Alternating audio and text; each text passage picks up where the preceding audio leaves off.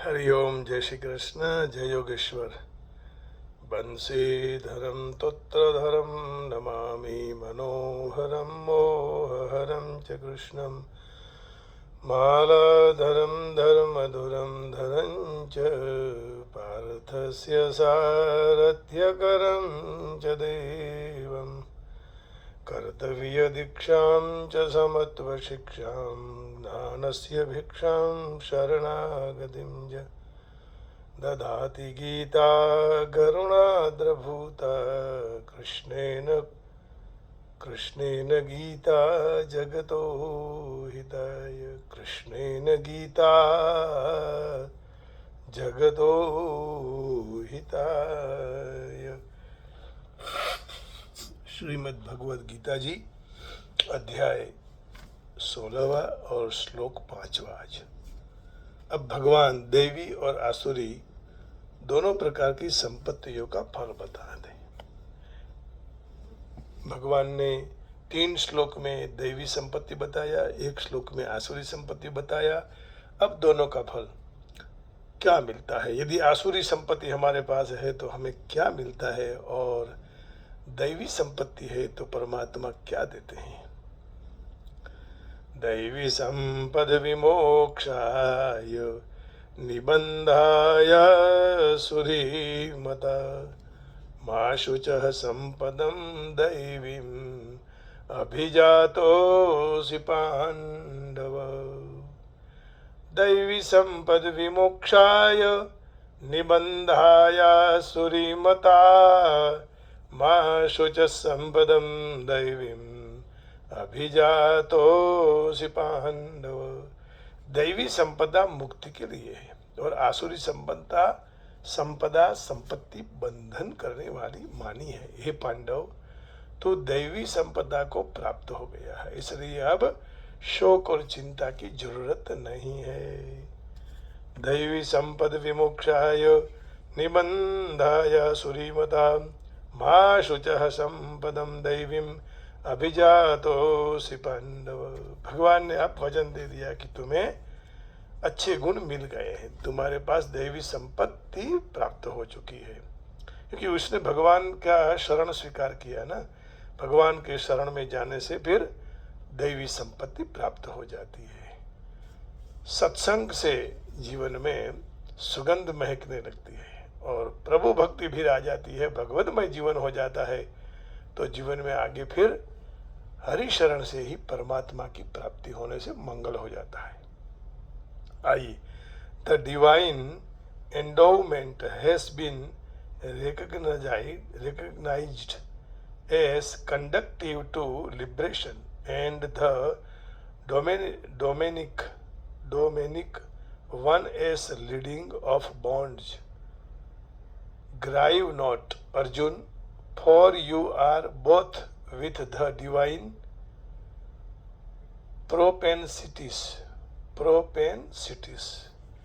तो भगवत कृपा जब हो जाती है तो सब कुछ प्राप्त हो जाता है, सब सरल हो जाता है, क्योंकि भगवान का स्वभाव सरल है ना।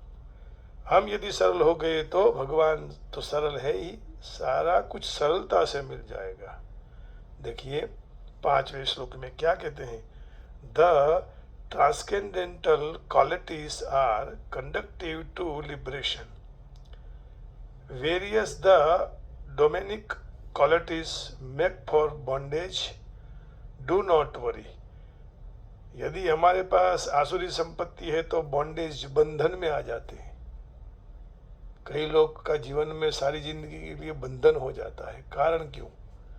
और कारण क्या है? आसुरी संपत्ति हो गई है।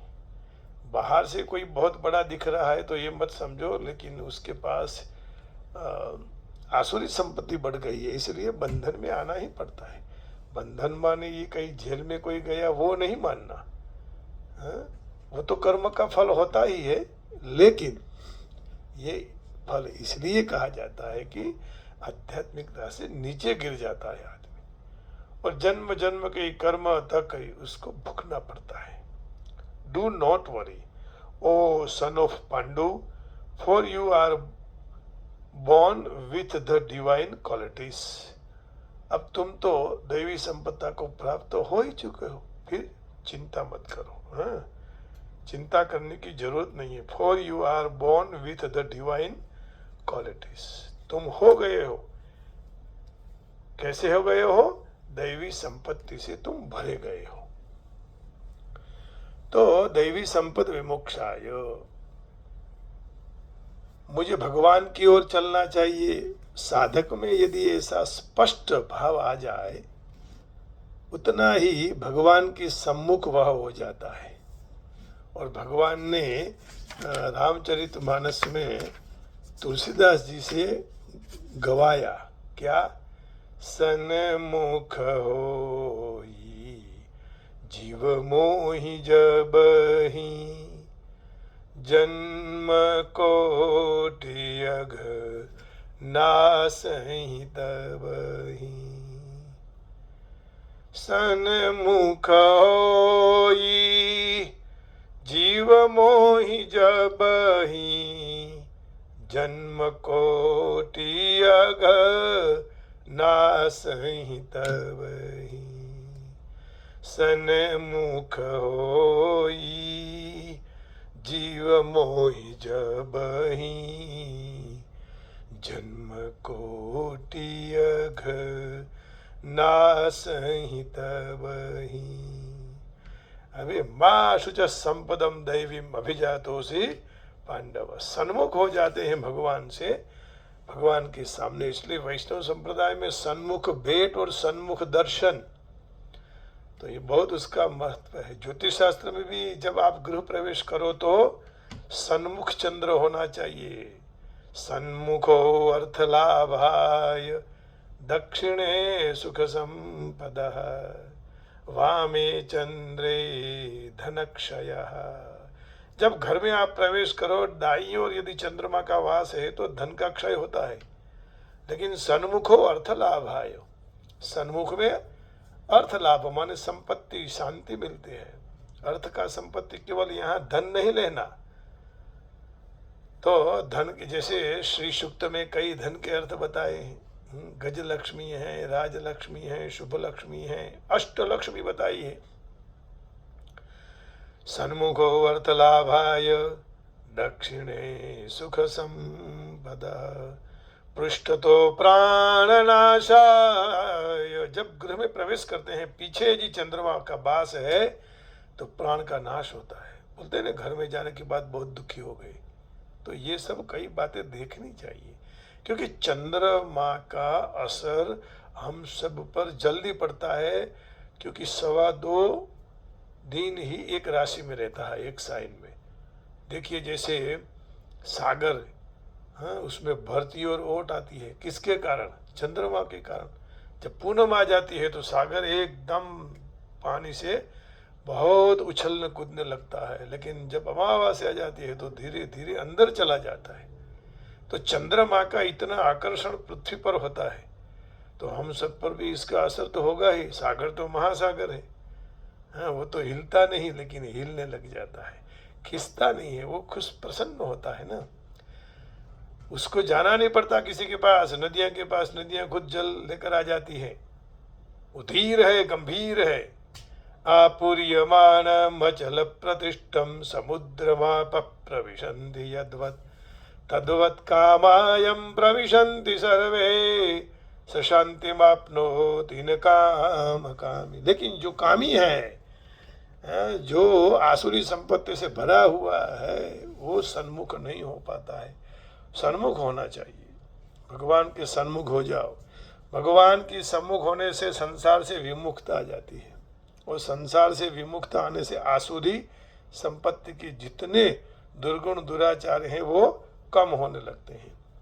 दैवी संपत्ति के जितने सद्गुण और सदाचार प्रकट होने लगते हैं, इससे साधक की भगवान में और भगवान के नाम रूप लीला गुण चरित्र आदि में रुचि होती है।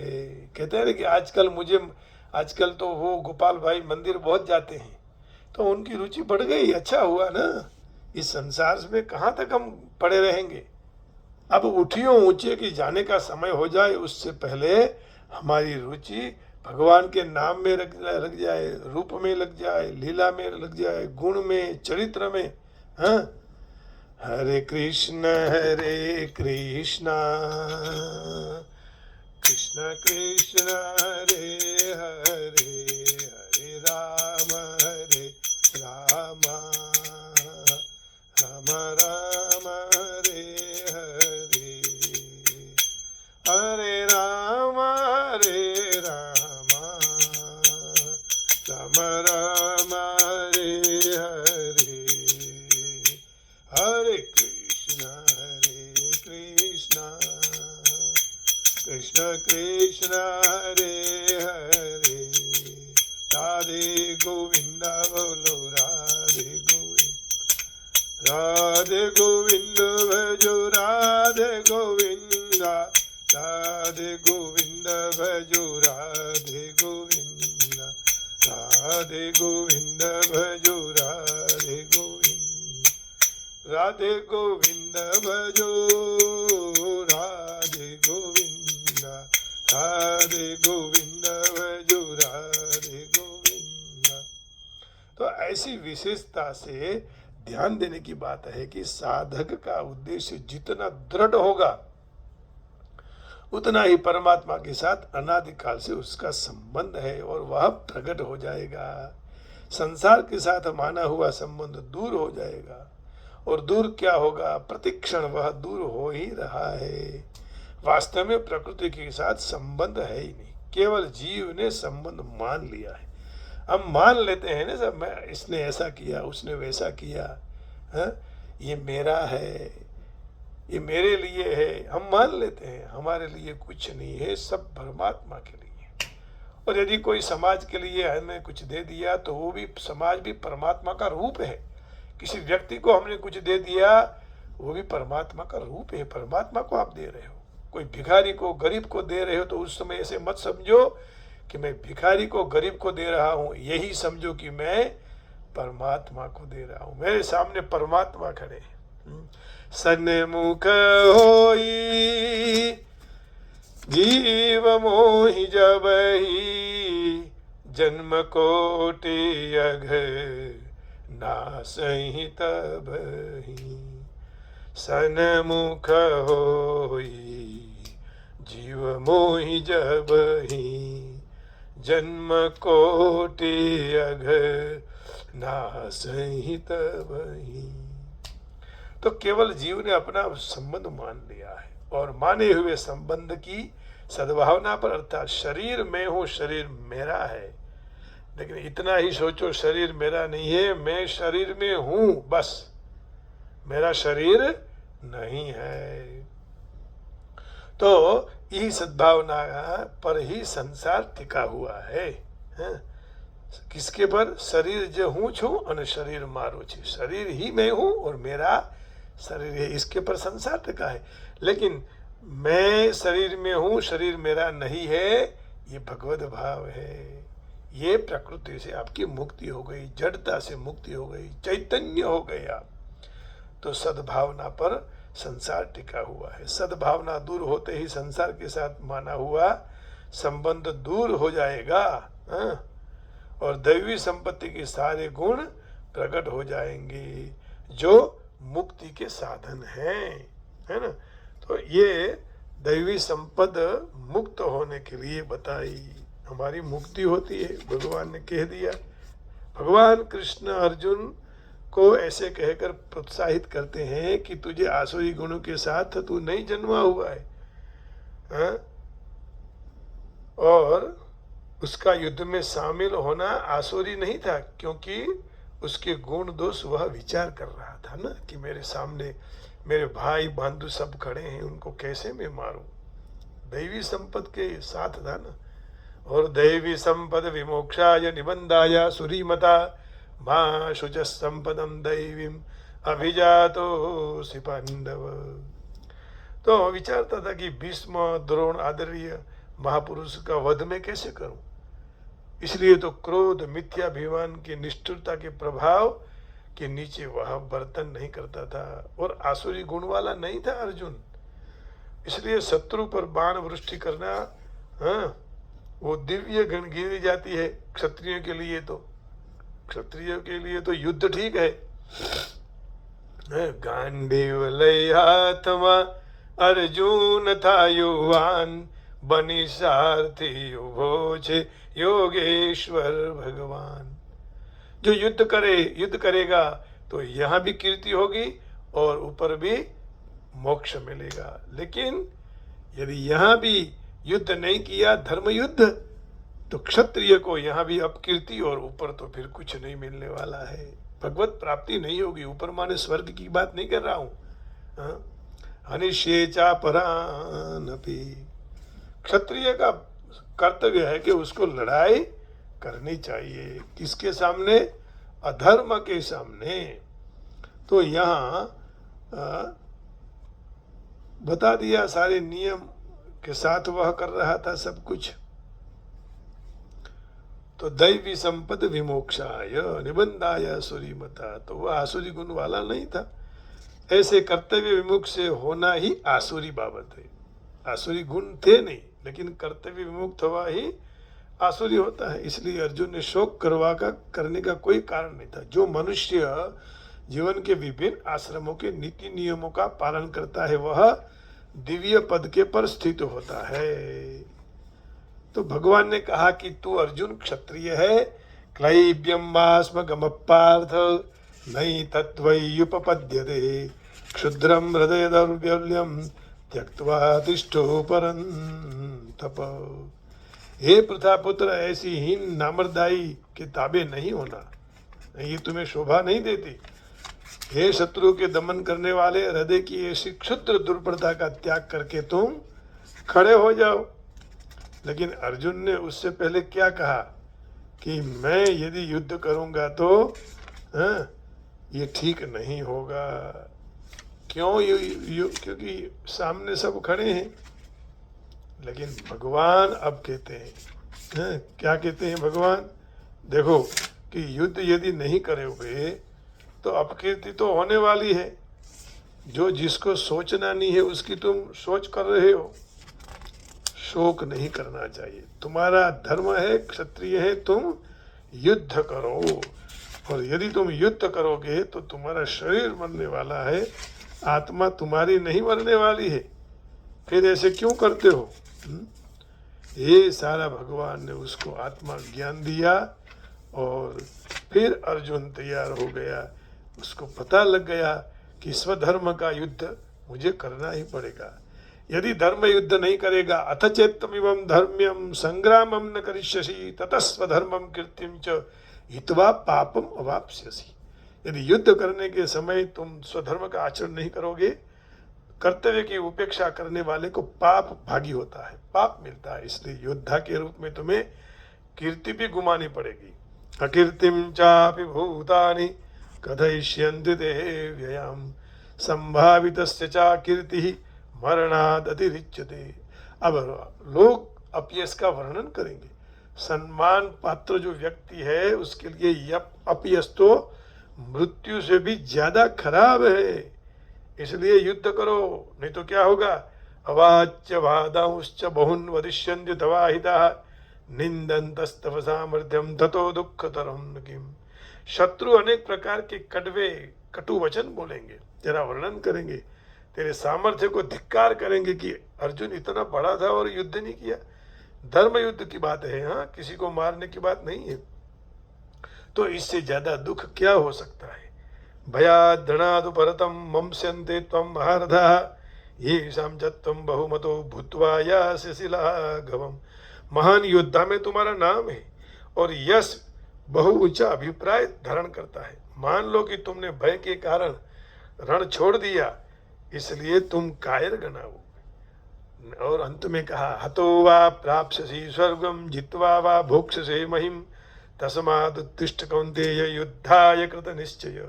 तो युद्ध में तुम हणे जाओगे तो स्वर्ग की प्राप्ति होगी, और जीत जाओगे तो पृथ्वी का साम्राज्य भोगोगे।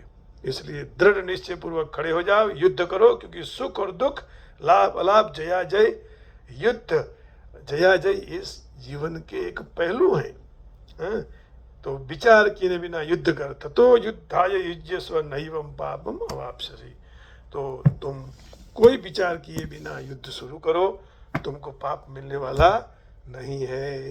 कृष्ण गोविंद गोविंद गोपाल, कृष्ण कन्हैया लाल की। आप सबके हृदय में बैठे हुए परमात्मा को प्रणाम करके वाणी को विराम देता हूँ।